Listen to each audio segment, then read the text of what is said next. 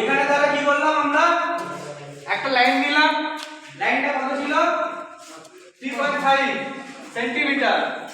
3.5 centimetre যখন line নিলাম কটা ভাগ করলাম 7টা ভাগে তাহলে আমি যদি 3.5 কে 7 দিয়ে ভাগ করি কত আসবে 3.5 ডিভাইডেড 7 0.5 আছে তো এবার সে 0.5 আছে মানে একটা ঘরের মান কত হচ্ছে 0.5 প্রত্যেকটা ঘরের মান 0.5 করে এই জিনিসটা হয়ে যাওয়ার পরে আমাদের কি করতে হবে আমাদের বোর্ড আছে সেখানে কি লাগাবো টি স্কেল লাগাবো টি স্কেল লাগিয়ে এই যে পয়েন্ট আছে পয়েন্ট থেকে লাইনটাকে ট্রু করে দেবো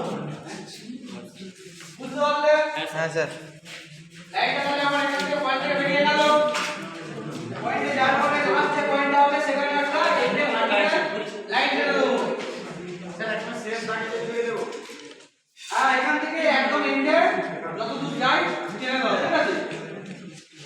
শেষ দাইতে না ঢুকবে তার একটু আগে ছেড়ে দাও শেষের আগে একটু আগে ছেড়ে দাও ঠিক আছে দিয়ে প্রত্যেকটা লাইনটাকে